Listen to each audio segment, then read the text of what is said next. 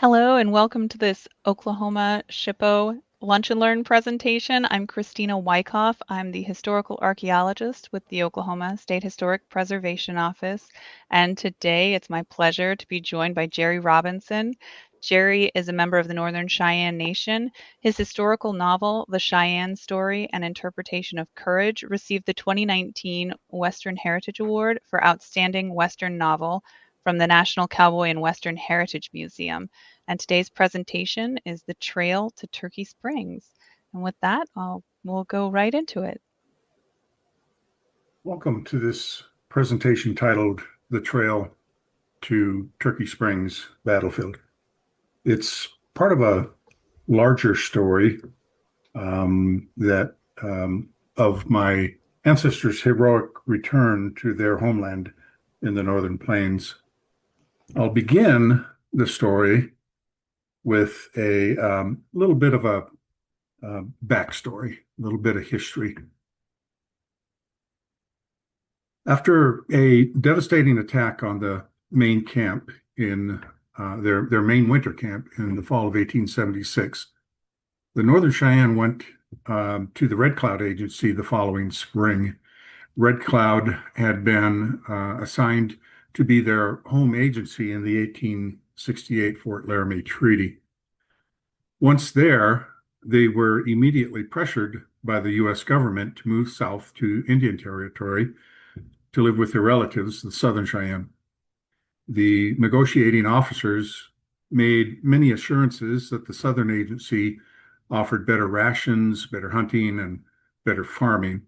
And they also said that, well, when the Northern Cheyenne balked, the officers promised them that if they went down there for a year and didn't like it, they could come back north.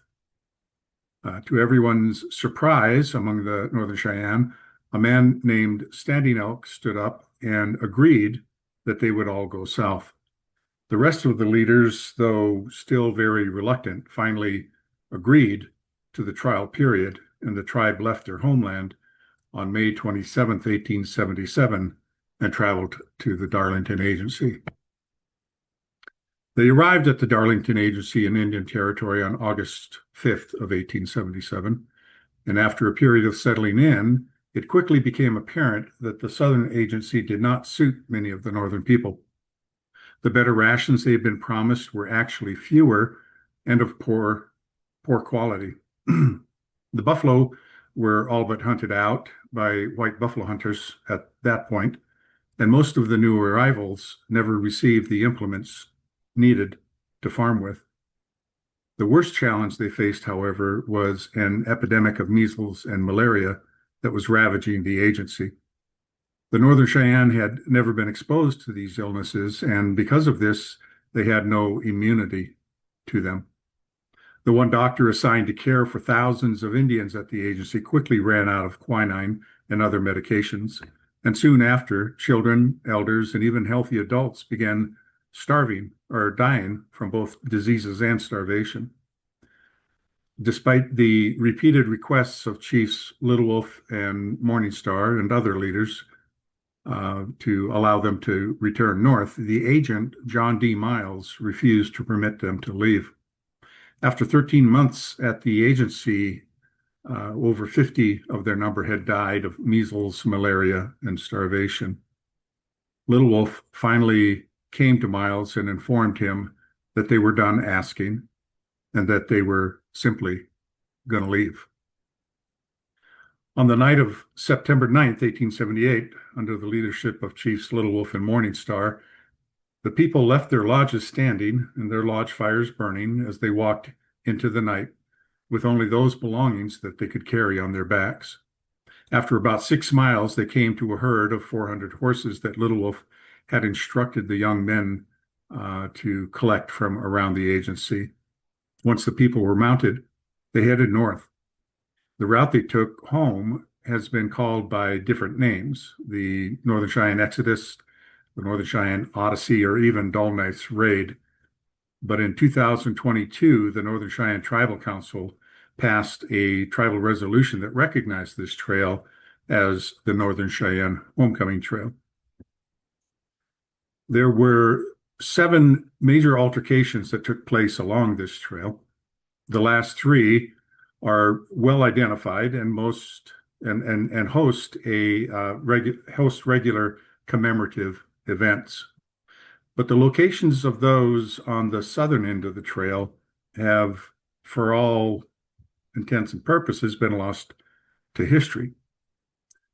One of the sites, the Turkey Springs battlefield, indicated by this large yellow star here, did have a marker placed to identify its location, but as I'm about to show, that marker was placed in the wrong location.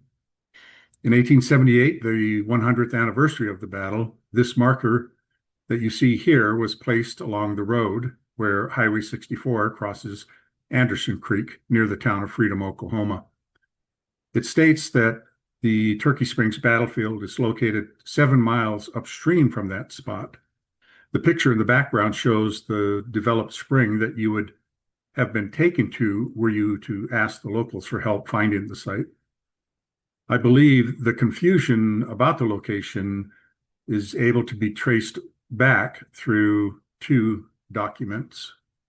The first is this report filed by a Lieutenant Abram Woods, who played an integral part in the Battle of Turkey Springs, as well as the overall pursuit of the Northern Cheyenne and its aftermath. The report, the excerpt reads, "I have never been in that ravine, but have tried to locate the place on the map." And this is after the fact. He wrote this after the battle and after getting back from the lengthy pursuit that they were on. As near as I can make out, it is what our military maps call Turkey Springs, Kansas, which is interesting. About 8 miles north of the Cimarron River and 4 miles east of a place on that stream called the Salt Plain.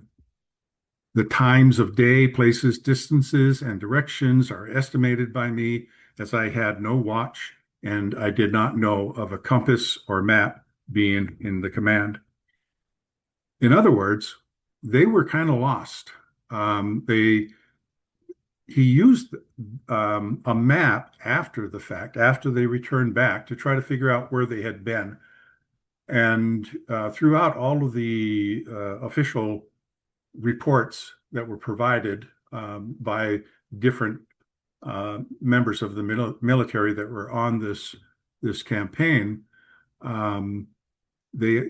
several of them thought they must be around Turkey Springs because they had seen some vegetation growing in a creek nearby or a drainage nearby.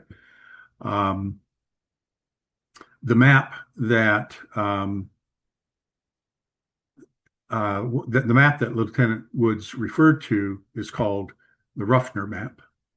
As its legend here says, it was compiled by the military under the direction of Lieutenant E.H. Ruffner in 1875, 3 years before the Northern Cheyenne homecoming and the Battle of Turkey Springs.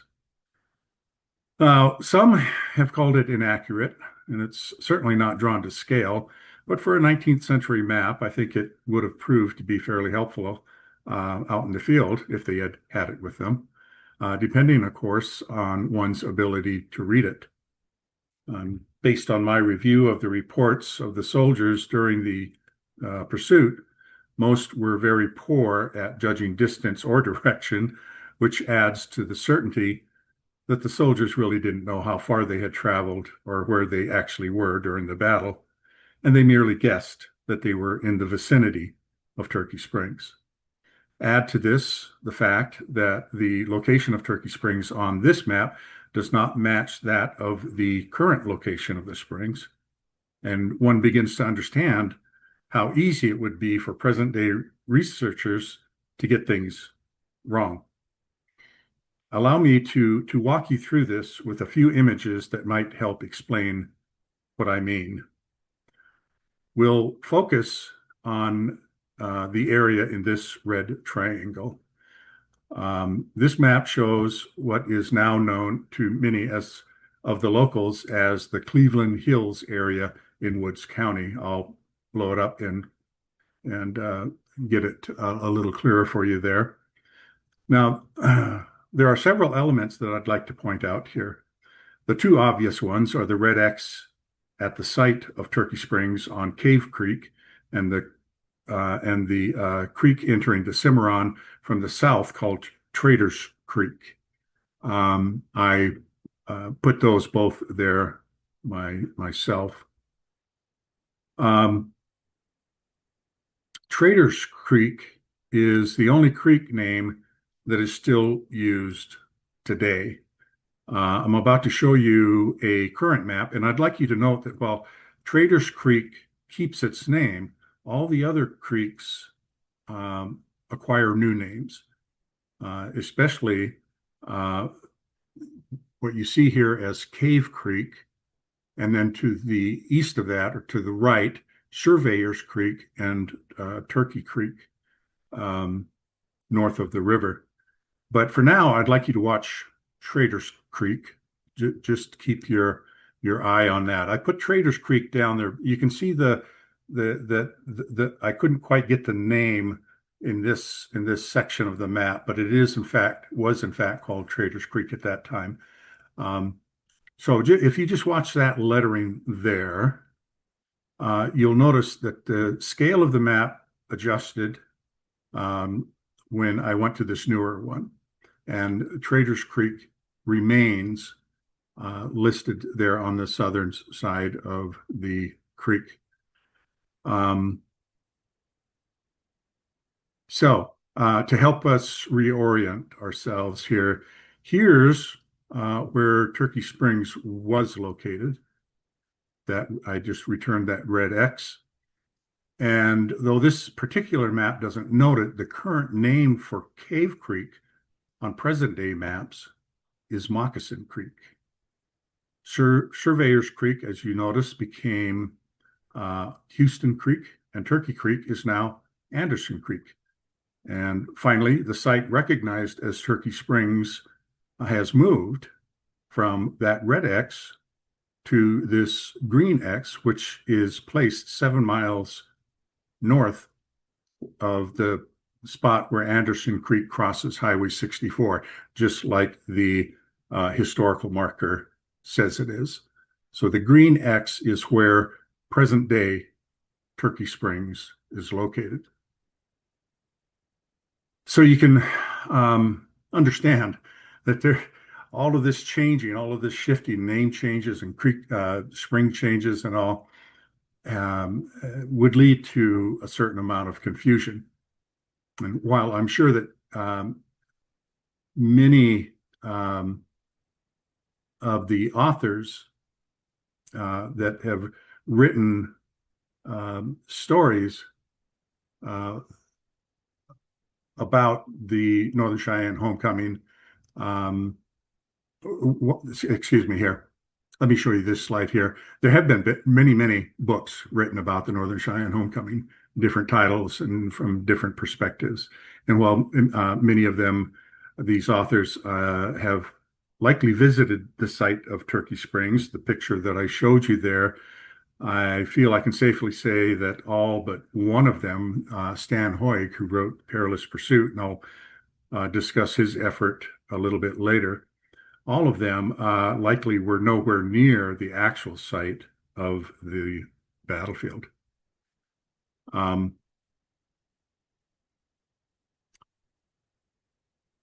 During our work, and I visited this site, Turkey Springs, a couple different times, it became clear that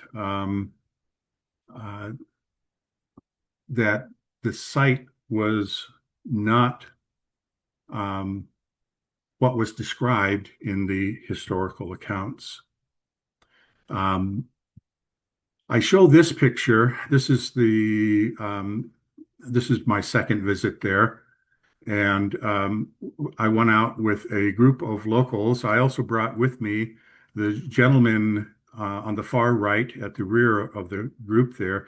That is Dr. Richard Littlebear, who was at that time president of Chief Dull Knife College from our reservation. Standing in front of him is Dr. Kay Decker, formerly with Northwestern Oklahoma State University in Alva.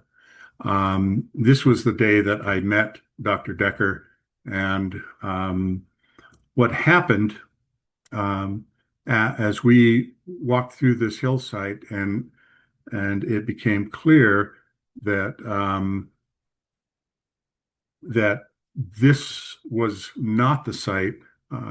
Dr. Decker and I decided to collaborate and bring our research together to try to find the actual site of Turkey Springs. And a lot of the confusion and misunderstanding that the authors had when they visited the site was that, as I said, the land did not match the reports. For instance, there's this draw that leads away downstream from Turkey Springs. And unfortunately, what I found that a lot of the authors have done is that they became convinced that this has to be the site of Turkey Springs because the spring is called Turkey Springs. They didn't question that.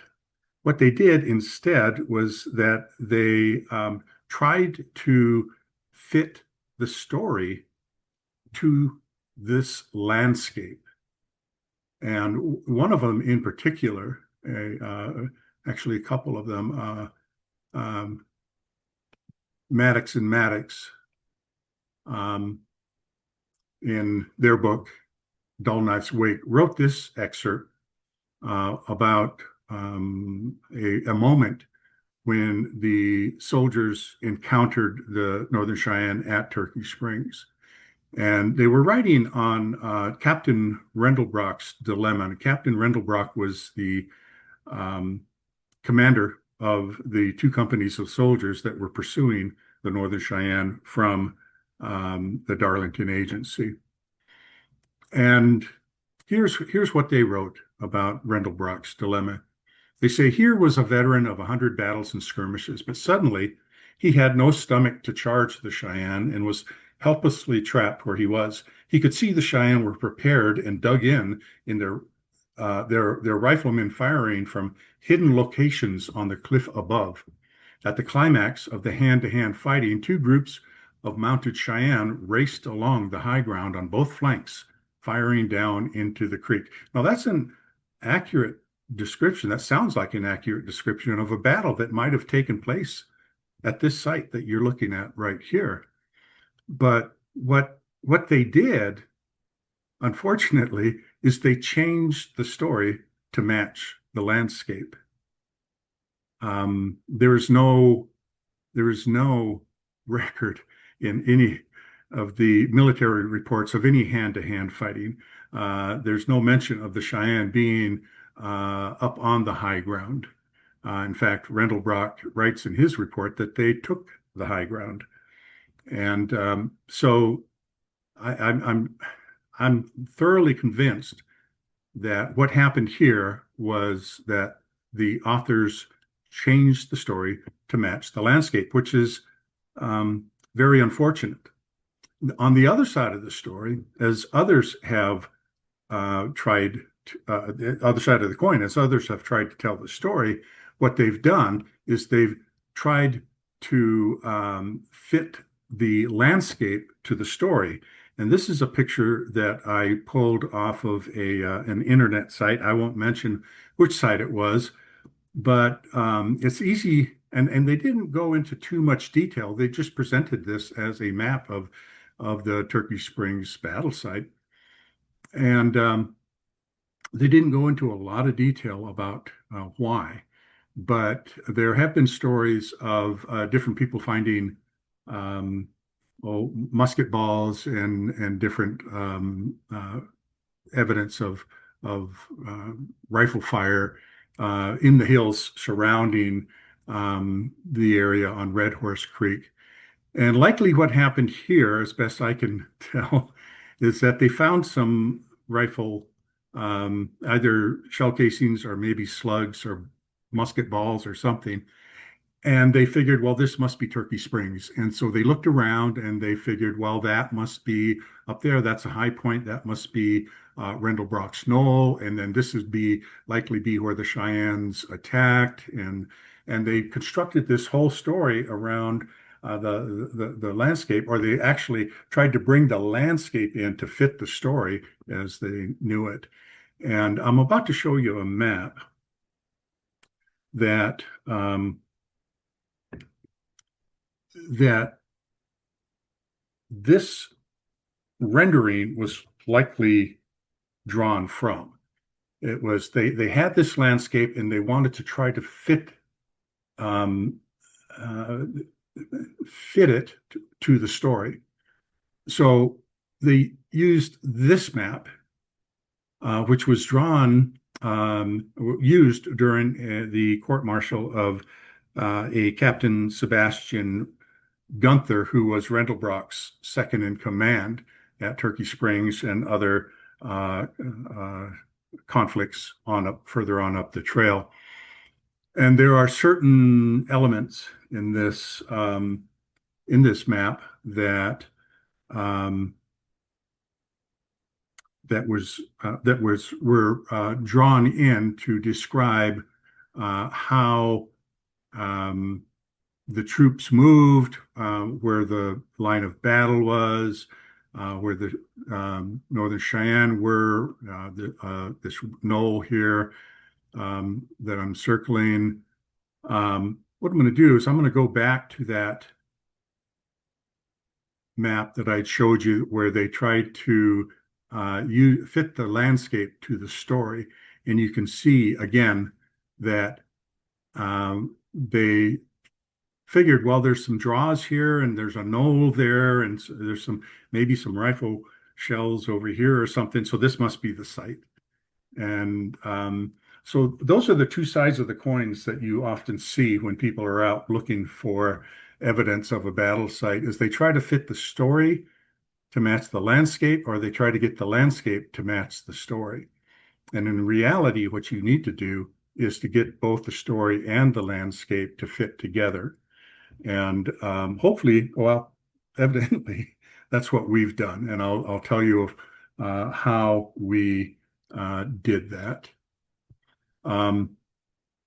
One reason why it is so difficult to locate this site is because this is an aerial map. I believe this is a 35 or 55 1955 aerial map of that area. And you can see that, again, if I go back to this map, you'll see that it could fit anywhere in the expanse of this photograph. There are so many draws that you could twist and turn that map to fit to justify your claim that we found the battle site. And so we knew that if we wanted to be successful, we needed to do our homework. So what we did is we went back to our research, and we just did our best to walk our way into the battle site. And some of the research that we used included this excerpt from a 1904 local newspaper at the time. And I'm going to shrink it down, and I'm going to show you here a map of the country in Woods County. And what I'm going to do is I'm going to read this excerpt to you, and I'm going to highlight the different locations that we identified as we walked our way toward this battlefield. So we knew the Cheyenne came up off the reservation, off of the agency, and they eventually crossed the Cimarron River from the west side to the east. And this is where the excerpt picks that story up. It says they crossed the Cimarron River a few miles above the mouth of Eagle Chief. Now, the mouth of Eagle Chief is quite a ways south from this point. But what we do have in this picture are the headwaters of the Eagle Chief. And this is these are the headwaters here. This is where the Eagle Chief Creek starts to form, starts to collect its runoff. And so we'll start there. Now, following a line, let me back up. They crossed the Cimarron River a few miles above the mouth of Eagle Chief and following a line leading northwest to about where Knoll Station is now on the Santa Fe Railroad west of Alva. There's Knoll Station and there's Alva. And that is where the soldiers crossed through following the trail of the Northern Cheyenne. Crossing Turkey Creek 2 miles above where Reverend D.H. Klein now lives. This is where D.H. Klein and another homesteader, Sank Anderson, lived. Dr. Decker is very, very good at finding homesteader records, and she identified these two sites. And what they provided, the material that she found, provided their location in relationship to the battlefield. And this article confirmed, at least regarding D.H. Klein's location here. So they crossed Turkey Creek 2 miles above where Reverend D.H. Klein now lives and followed the high divide, this blue line, north to the headwaters of Greenleaf Creek. And here, for the first time, they rested, and I love this, dusky old Napoleon, meaning, of course, Morningstar, or Dull Knife, as he's known to the history books. Morningstar is his Northern Cheyenne name. Dull Knife was a name given to him by his brother-in-laws in a joking fashion, because they teased him about not having a hunting knife sharp enough to skin with. So the Lakota called him Dull Knife. This article calls him the dusky old Napoleon. His name was Morningstar. And I call him Morningstar out of respect, as a Northern Cheyenne ancestor of mine. So Morningstar rode up on the high eminence northeast of S.D. Furbrush's present farm, and looking back, saw the soldiers coming on his trail. And this blue shape up here in the north and in the upper left-hand corner is where S.D. Furbrush had his homestead. So again, Dr. Decker was just so adept at finding these records and helping us to walk our way into this location. Now, moving on from there, up in that location, there was a recent owner of who I don't know that he purchased the land from the Furbrush family. I believe it was passed on or sold somewhere down the line. But eventually, this man named Bud Martin became the owner. And after owning that property for a few years, he had heard about a battle, as oftentimes locals do, that happened up in the Cleveland Hills and all. And he became curious and began doing his own research. And he was very successful, and he found a portion of the battlefield. I think he may have thought that he found the actual battlefield, but what he in fact found was the escape route of the soldiers. And he found enough artifacts there for me and for others to confirm that he had found artifacts that were related to the Battle of Turkey Springs. The problem is that he didn't document anything. He just went out with a metal detector and picked stuff up off the ground and dug down and pulled stuff out of the ground and stuck it in his pocket. And then told stories about where he had found it. And, I'm sure he told the truth. I found it up on these hills. But he didn't document anything. And unfortunately, that makes it very, very difficult to confirm and better understand what may have happened on this red ridge that he placed this monument on. But I like this quote that he made in the paper. I had a lot of fun looking. I would look and not find anything. Then I wouldn't look for a while. Then I'd hear another story and go do some more looking until I finally found several shell casings, Martin said. I knew I got pretty close. So word got out that he was finding shell casings. He took these some of them up to the Little Bighorn battle site in Montana, where I'm from, and had them verified that based on their caliber and some of the three of them had a head stamp on there that I will talk about here in a little bit. But it gave those people that he showed, those professionals that he showed the artifacts to, assurances that he likely found a portion of the battle site. Again, it was the escape route of the soldiers on the 14th. It was not the main battlefield on the 13th. And he never was able to locate that battlefield. But word got out, and one of the authors of the books that I had mentioned to you, Stan Hoig, caught wind of it, and he came out and met with Bud, and they did a little searching themselves in the area. And Hoig wrote this article for the Chronicles of Oklahoma back in 2002.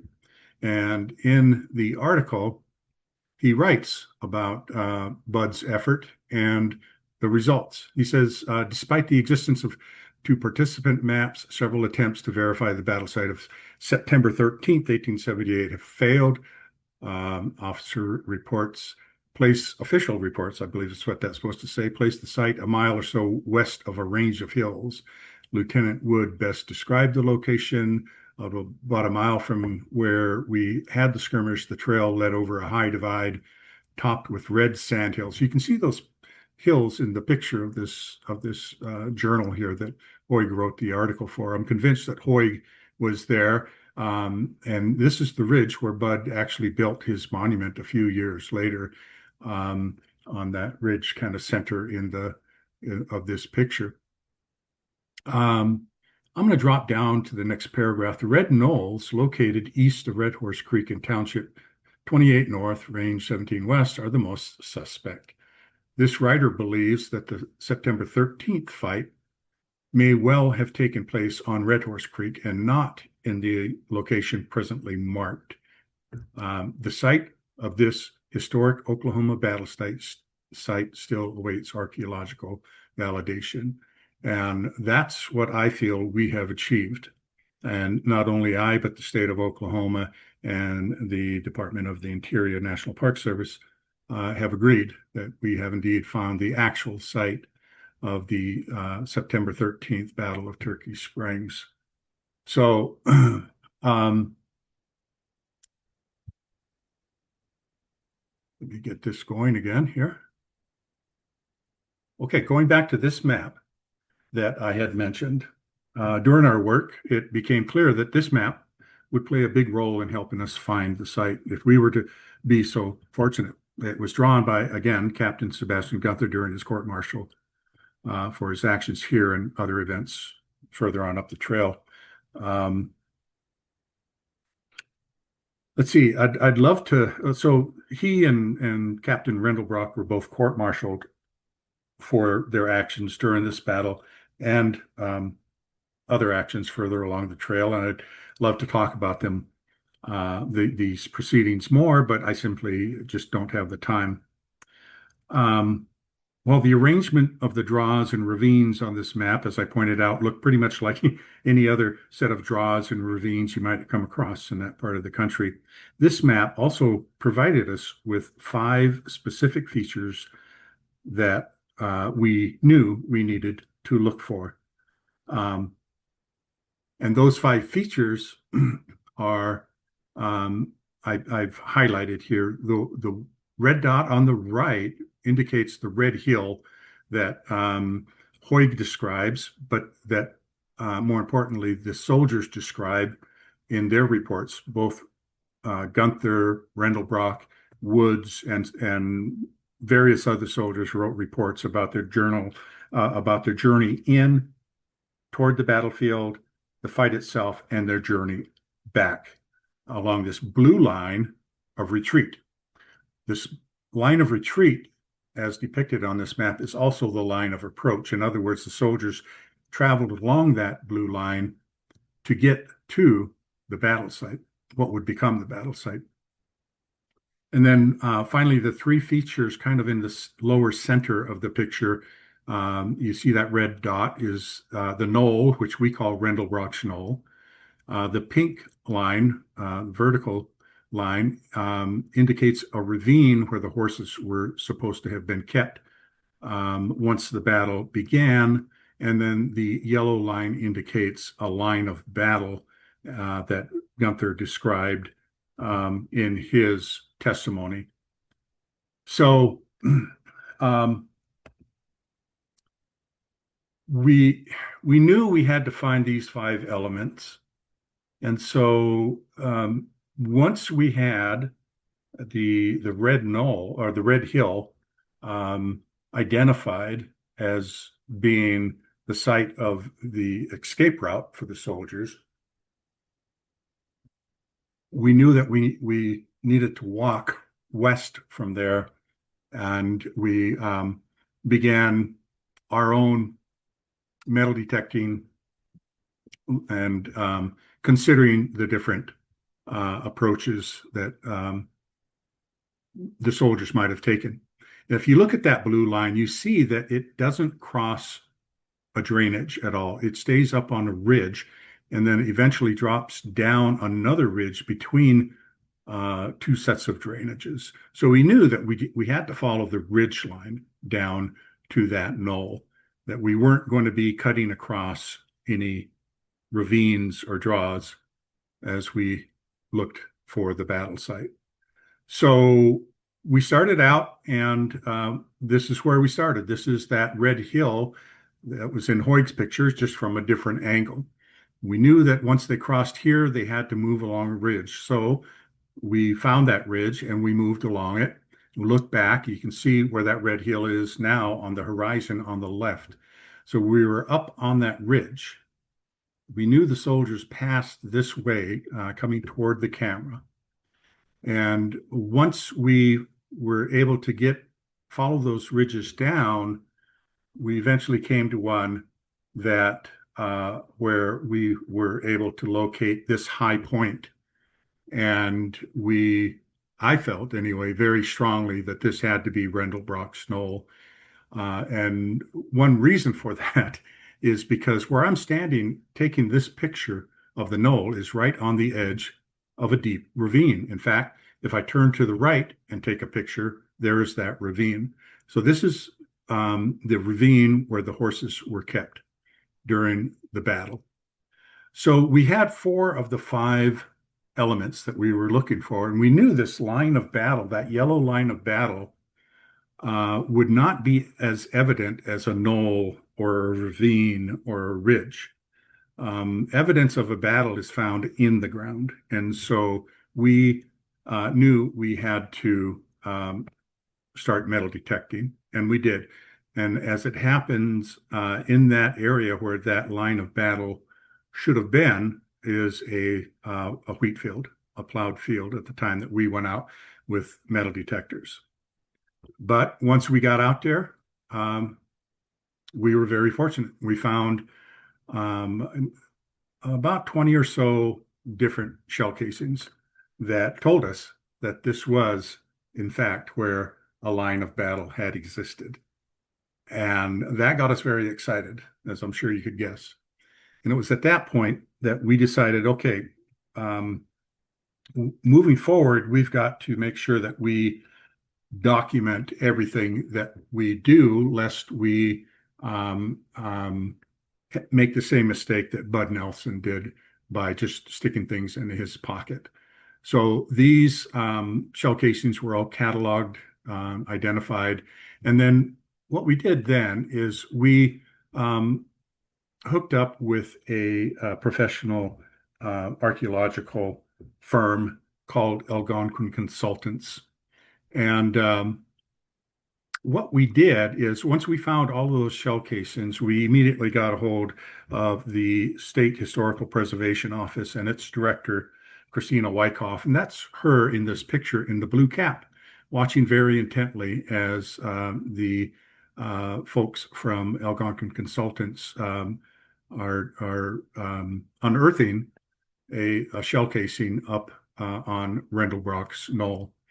The woman you see in the yellow vest on the left taking a picture is Rebecca Hawkins. She is the co-owner, along with her husband, of Algonquin Consultants. And I've got to say this, I've got to tell this story, is that when I contacted Christina, she gave me a list of contractors. She said, I can't recommend anyone, but here's a list that you can choose a contractor from and call and decide whether or not you want to go with them. Well, when I saw the list, I started at A and worked my way down. I didn't get very far before I came across Algonquin Consultants. And I stopped there and thought real hard because something hit me. The Cheyenne language is an Algonquin-based language. And I'm one who believes that nothing happens by accident. And I had a really good feeling. And so I found the number, dialed them up, and had a very pleasant conversation with Rebecca. And in the course of that conversation, Rebecca told me that she is of Shawnee descent. Excuse me, not Shawnee. Yeah, Shawnee descent. And on top of that, this is where it gets kind of spooky for me, but very cool, is she told me that about 25 plus years ago, she and her husband adopted two Northern Cheyenne children who they raised and who now are adults with their own families. And Rebecca told me at that point that this project that we were on had a special place in her heart, just as it does in mine, being Northern Cheyenne. And she agreed to work with us up to this point gratis, just because of the fact that it was so meaningful to her and her family. And I cannot tell you how grateful I and the Northern Cheyenne people are for that commitment and for that willingness to help us and to help her children understand so much more about the history of our ancestors, our collective ancestors. And they have helped here and at a couple other sites along the trail up into Kansas. And I can tell you that they are extremely professional and very, very good at what they do, on top of being just really nice people. I consider them all friends today and look forward to the next time that I will have the opportunity to be out in the field with them, finding more history. So let me talk about this picture. So what these folks from Algonquin Consultants are digging up in this particular hole is this shell casing. And this shell casing has a head stamp on it that confirmed for us that this was, in fact, the location of Turkey Springs battlefield. The military did not start putting head stamps on the shell casings until 1877. And there's information provided on this that tells us, like I said, that this is, in fact, that helps us to understand that this is, in fact, the Battle of Turkey Springs, the site of that battle. If you look at the top of the shell casing, you see the word C, that the letter C, that stands for carbine, tells us it's a rifle shell casing. But the F at the bottom tells us that the shell casing was manufactured at the Frankfurt Arsenal in Philadelphia, Pennsylvania. And then the 3 on the left and the 7-8 on the right tell us that it was manufactured in March of 1878, 6 months prior to the Battle of Turkey Springs. Now, I can tell you that there were no altercations, no conflicts between the U.S. military and anyone in this location, in this area, in that 6-month period. And to top it off, the Battle of Turkey Springs was the last conflict between U.S. military troops and Native Americans in what is now the state of Oklahoma. So there is no other reason other than the Battle of Turkey Springs for this shell casing to be in that hole on that knoll in this location. And that confirmed for us that this was, in fact, the Battle of Turkey Springs. Bud Nelson had found 3 similar shell casings back on his ridge, about a mile or so away from this site, that ties that ridge as the escape route to this battle. We're hoping to be able to get access to Bud's findings, to his artifacts. Unfortunately, Bud has passed, and several members of his family have passed. We're still in the process of trying to get access to them, hopefully to help confirm not only his findings, but to strengthen ours as well. We need to strengthen our understanding of all the history about this battlefield as best we can. So we applied for recognition as a National Historic Landmark, and we received it from the state of Oklahoma and the United States Department of Interior National Park Service earlier this spring. We're very excited about it, as I'm sure you might understand. And what I was even more excited about was a day last fall when I was able to bring members of the Northern Cheyenne Cultural Commission out to the battle site to show them where our ancestors made such a heroic stand in their effort to return to our homeland. We would not, none of us, neither anyone in this picture, myself, or any of the Northern Cheyenne tribe, would have our reservation in southeastern Montana today were it not for the efforts of these brave people. I'd like to point out in this picture, the man in the blue hat is Mark Roundstone. He is a headman for the Bowstring Society of the Northern Cheyenne people. It's his wife Tammy on the left. She's just tickled to be there. The man in the red and white headband is Wallace Bearchum.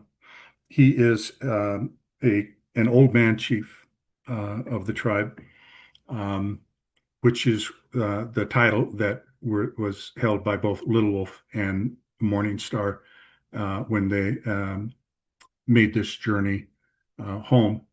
Wallace is also a direct descendant of Chief Little Wolf and holds the same title that Little Wolf held when the Northern Cheyenne passed through this country. Those are Wallace's children on either side of him. This was a very proud day for all of us. They stand in the location that Little Wolf had the families of the Northern Cheyenne people stand. About 2/3 of the group that left Darlington Agency were women and children.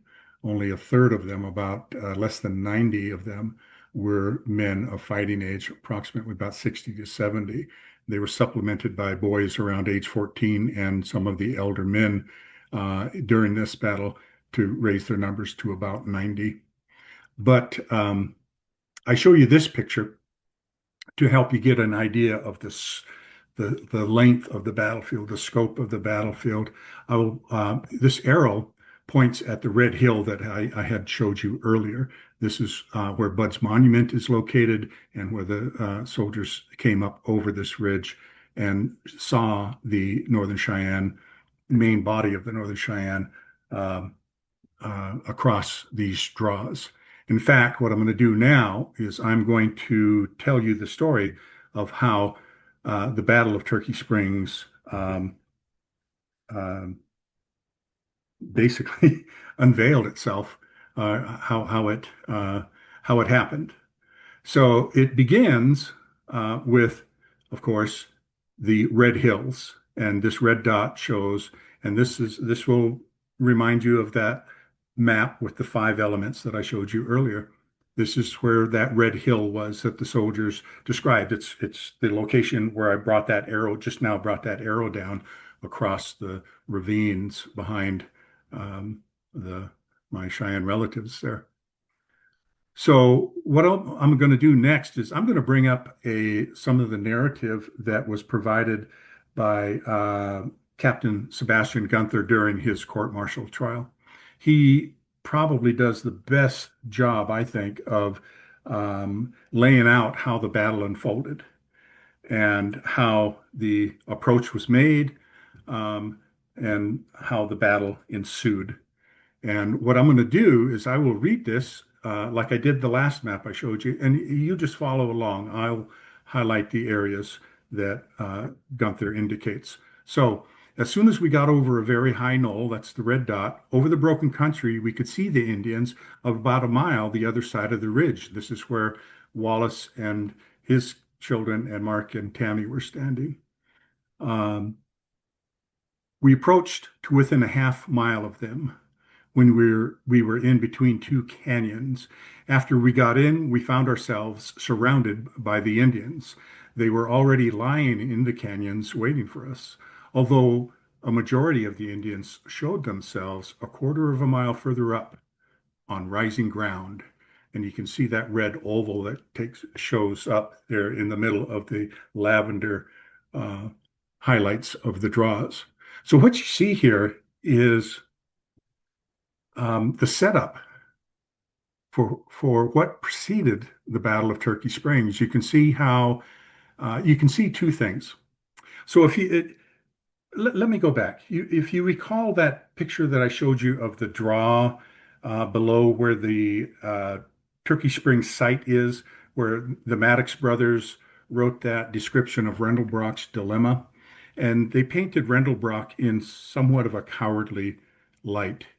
And unfortunately, Rendelbrock, that depiction of Rendelbrock um, has stayed over the years, that he was old and that he was afraid and that he wasn't fit for battle. But once we see the actual site, we begin to understand some of his decisions and why he made them. And what you see here on this blue line is that they approached the battle site. They moved in toward the Northern Cheyenne when they saw them across the ravines. Now, this shows both the experience of Little Wolf and the experience of Captain Rendelbrock. Um, Little Wolf positioned the Northern Cheyenne, the families of the Northern Cheyenne, in that golden oval area, knowing that they would draw the soldiers toward them. He wasn't concerned that they would be at risk of being harmed because of all of the rough country in between and the fact that his men were in these ravines, this lavender highlight, these ravines on both the north and southern end um, of this side of this what would become the battlefield. And if you look at it close, you can see it looks like a pair of hands getting ready to clamp down on the soldiers were they to go far enough in the middle of the fingers there. So he set that up overnight. They had arrived the night before. He took a look at the lay of the land and knew what was coming, that the soldiers were behind them, and that this would be the place that they would have to make their first stand to defend themselves. And what he also knew was that they were not going to be going south again. And that is what he, in fact, told Rendelbrock when Rendelbrock came up to that point where he stopped, that end of that blue line. What he saw, what Rendelbrock saw, was the Cheyennes all lined up in that red oval there. And what Little Wolf was trying to do was, if the soldiers wanted to fight, he knew that once the Cheyenne appeared there, that the soldiers would pursue the warriors from that red circle and try to attack them. And Rendelbrock, when he arrived on the site, saw the conditions, saw the situation, and he knew that based on his experience, that he could not go further uh, any further toward the line of Northern Cheyenne. If he did, he knew that those fingers would close down on him. He knew that there were Northern Cheyenne in the ravines all around him. So he stopped where he stopped. That shows his experience. He knew what he was doing, just as Little Wolf knew what he was doing. So when they stopped, Rendelbrock attempted to have a parley with the Northern Cheyenne to ask them politely to return back to the agency with them. Of course, the Cheyenne said no, thank you. And when that message was returned to the troops by an Arapaho scout, a Lieutenant Abram Woods, who had just arrived from West Point a couple days before the companies took off in pursuit of the Cheyenne.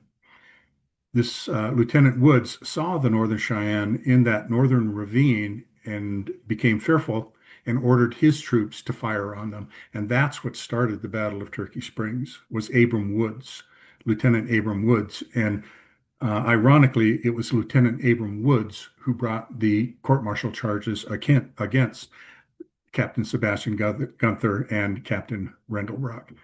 So this is this knowing the layout here helps us to understand the Battle of Turkey Springs in a completely different light.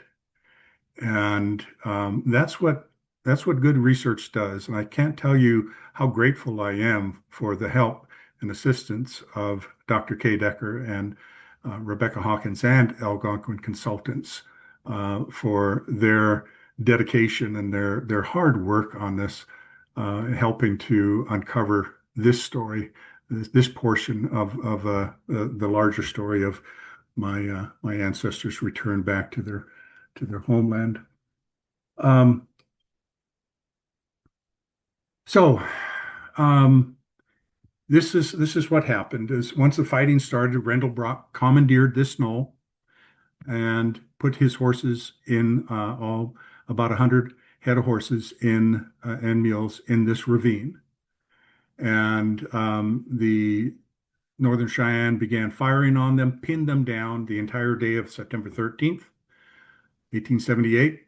And the soldiers spent the entire day in 90-degree temperatures without water, and they were running low on ammunition. And that night, Rendelbrock knew that they had to get out of there. So the following morning, on September 14th, he ordered a troop of soldiers to create a distraction and do a fake charge kind of to the northern, up toward the northern ravines there. And oh, yeah, let me show you. This is where we found all of the shell casings, that 20 or so shell casings, array of 20 or so shell casings that I showed you. This is that line of battle that the fifth element, if you will, on that map that we knew we had to look for. And as you can see, it coincides with exactly where the Northern Cheyenne were standing. So when the battle ensued, the Northern Cheyenne likely put up an initial barrage of fire, and the shell casings fell where they fired from, and then, like I say, the battle ensued over the course of the next 24 hours. So on the morning of the 14th, the fake charge was made, and Rendelbrock and the rest of the troops skedaddled on their back trail and followed the blue line, the same trail that they rode in on, right back out of the site there. And they crossed over the ridge where Bud now has his monument. The soldiers put up a stand on that ridge to keep the Northern Cheyenne back, so that the horses could get down into those steep ravines on the other side without being fired on. And then once the horses got off to a safe distance, They themselves bailed over the edge and down into the ravines and ran for their lives. And the Northern Cheyenne commandeered that ridge and fired down at them. And that is why Bud found so many shell casings along that ridge. So he did find the escape route, but did not find the battlefield. But together, both these sites are very important to the history of the Northern Cheyenne. I just want to go back here. This is that picture of Rendlebrock's Knoll from up on top, and I kind of spoiled the emotional closure of my talk. But I just wanted to say that for many people, this story is about more than a piece of land or a battle that took place. It's about the courage and tenacity of a group of people who knew they did not belong in the land that they were sent to, and who were willing to sacrifice it all to get back home. And these are pictures of all the people, not all the people, but all of these pictures are people who were at this battle and along this trail on the way north, with the exception of the two younger children in the lower left-hand side there.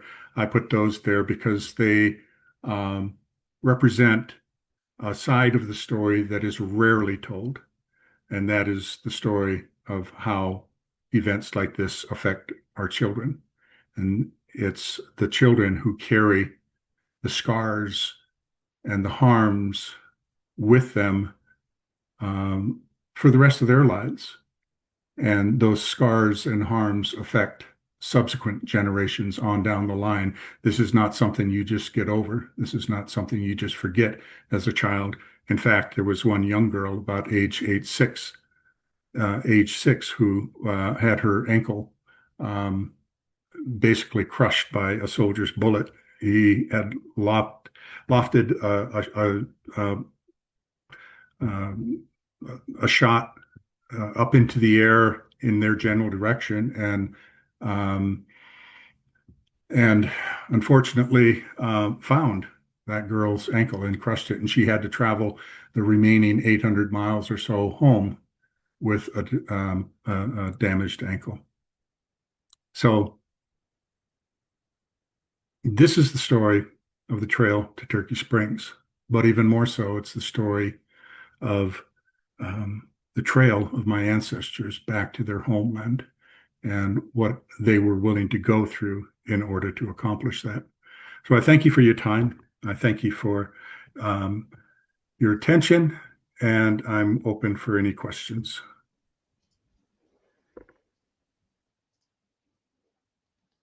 Thank you for that presentation, Gerry. Let me pull this down.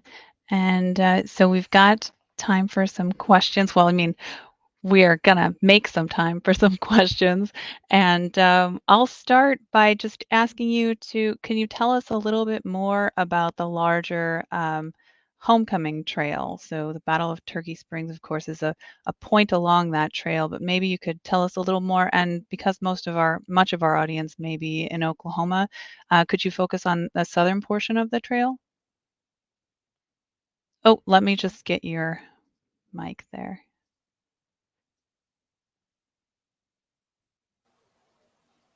Okay, thank you, Christina.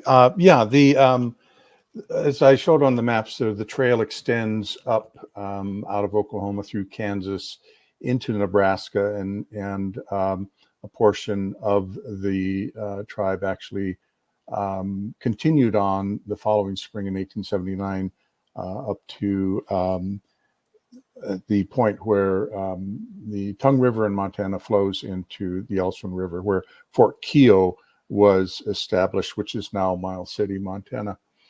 And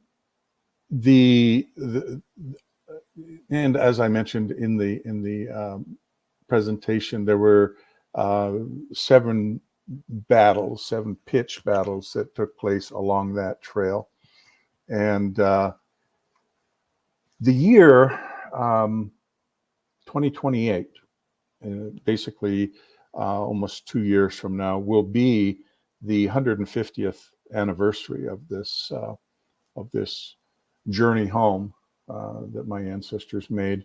And what we're hoping to do is to develop a commemorative event that follows along this trail at each site that we've been able to locate, and hold different commemorative events and recognize what happened on this trail.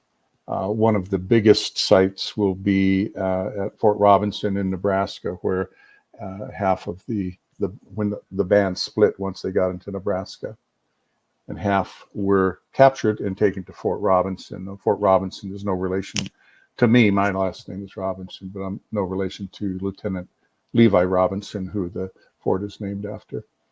But there was another altercation that took place there when the Northern Cheyenne discovered the military plan was to send them back south, and they broke out and essentially ran for their lives, committed to either die and live in the country or to die there, but they weren't going to go south. And over half of those that broke out were killed. So the trail is extensive. The trail is full of just tremendous history. It's often framed as a tragedy. Many of us with the Northern Cheyenne are working very hard to reframe that, to view it as a great triumph. So many of the stories of like the Trail of Tears, the Long Walk, the Nez Perce Trail, all ended in great loss, and the Native Americans involved losing their homeland. But this is a story of success, because the Northern Cheyenne were able to regain their homeland, and we currently live in our homeland today because of it. So that's a kind of a brief snapshot of the whole overall story. I can't hear you now. I see another couple of questions. The shell casings that were found at the battlefield that you've identified, you and Kay identified, can you clarify what you believe those mark? Sure. The array that we found in that red oval, the first ones that we found, as I said, coincide with the position of the Northern Cheyenne. Little Wolf had positioned the main body of his men on this small rise, and they were all 45-70 shell casings, which is a military caliber at that time. But the Northern Cheyenne had not only 45-70, but also 50 caliber, and pretty much anything they could get their hands on. They got front loaders and just a variety of different guns. Further on up in Kansas, we're finding evidence of 50 caliber shell casings that they fired. We actually found one just this last fall on the backside of the battlefield ourselves, which is where the Cheyenne were pursuing the military. And I know that Bud Nelson also had some 50 caliber shell casings as well. We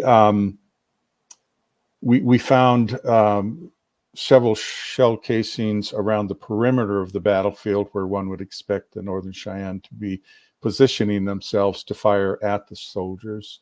The grass there was quite tall, it still is, and so they could hunker down in the grass and rise up and fire.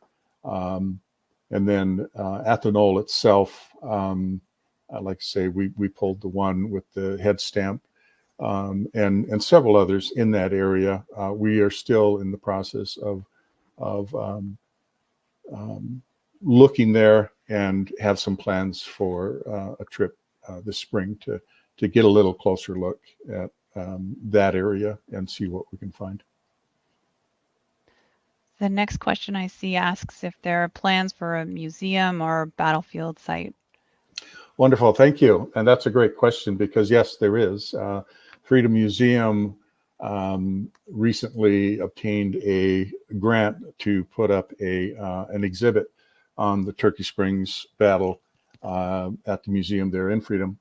And that is currently in development.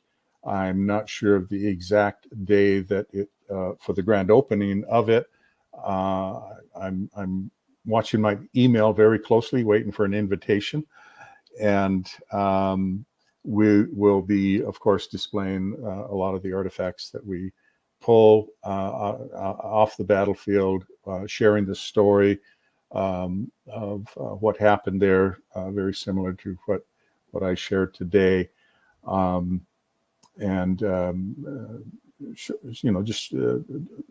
really looking forward to seeing what it looks like. I've helped somewhat with the narrative, doing some editing on some of the narrative, and I think it's going to be for the small town museum that the Freedom Museum is. It really has a wonderful collection of artifacts, and I'm excited that the story of Turkey Springs will be added to that. I see another question that asks, could you please share a recap of the numbers, the number of Northern Cheyenne traveling and the losses that either side suffered during the battle? Sure. So the most accurate count that I have found of the number of Northern Cheyennes that had left the agency were 353. When they got up into Nebraska, they split about pretty close to right down the middle. And half went with Little Wolf and half went with Morning Star. At the Battle of Turkey Springs, there were 3 soldiers that were killed, 2 on the first day, and 1 during the retreat as they bailed over the side of that ridge that Bud has his monument on. 1 was shot from his horse, and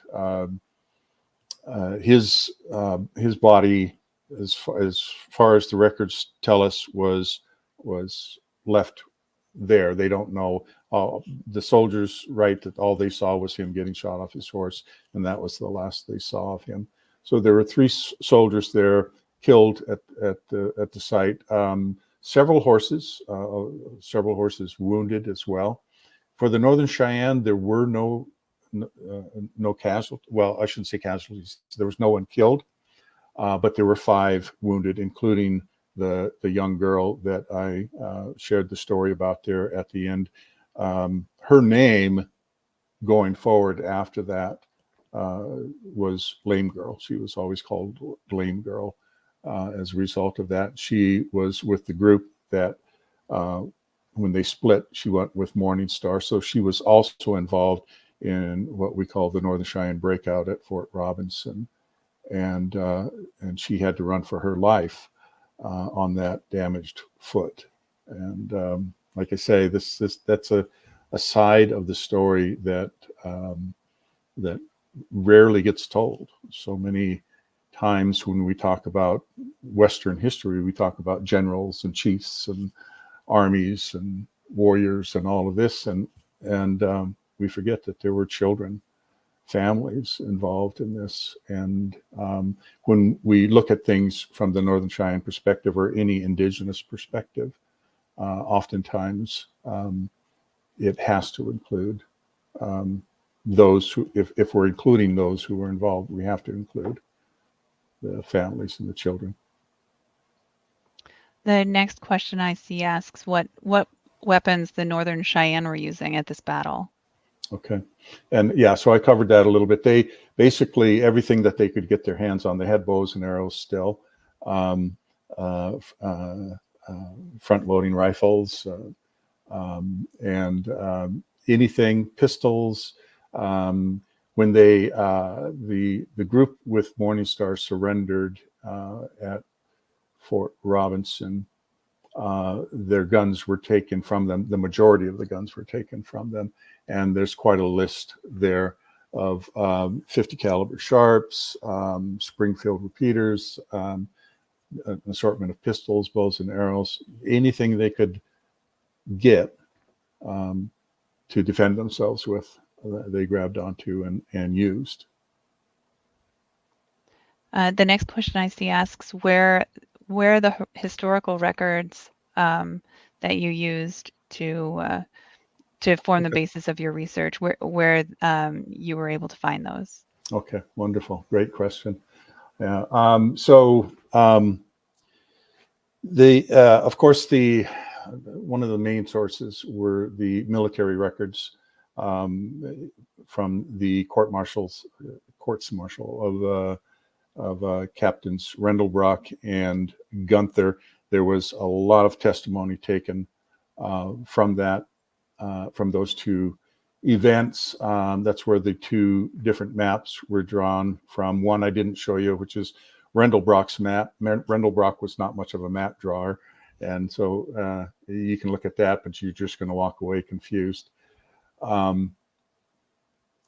So a lot of that, the military reports, in those reports, pretty much every soldier, I shouldn't say every soldier, but so many soldiers gave their account of the behavior of Rendelbrock, Gunther, and their own, as well as the other lieutenants involved. When the Northern Cheyenne established the reservation,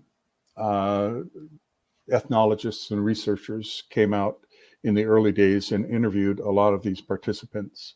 Little Wolf himself sat with George Bird Grinnell for many hours, and actually my great-great-grandfather William Rowland and his sons William Jr., Willis, and James acted as interpreters for those interviews.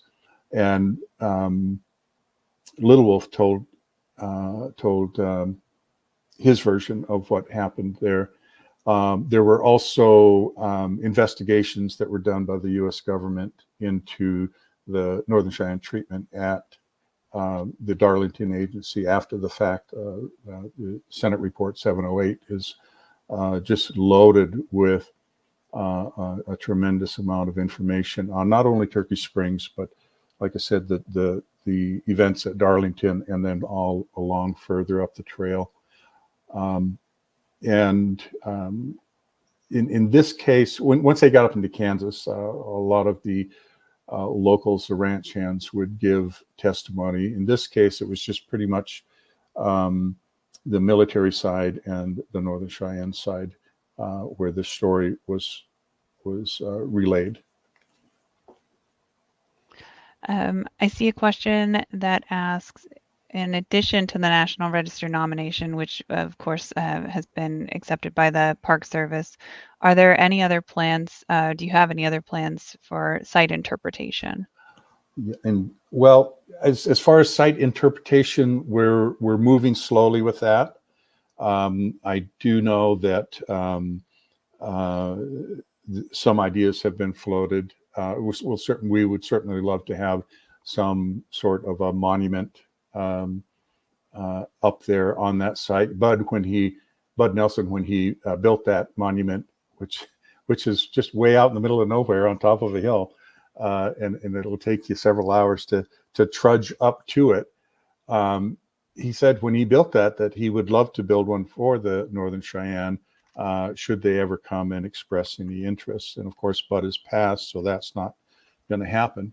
But we would love to commemorate it in some way, hopefully somewhere down the line. There's been some talk of doing something similar to what they've done at the Washita battlefield. I don't know if that's possible.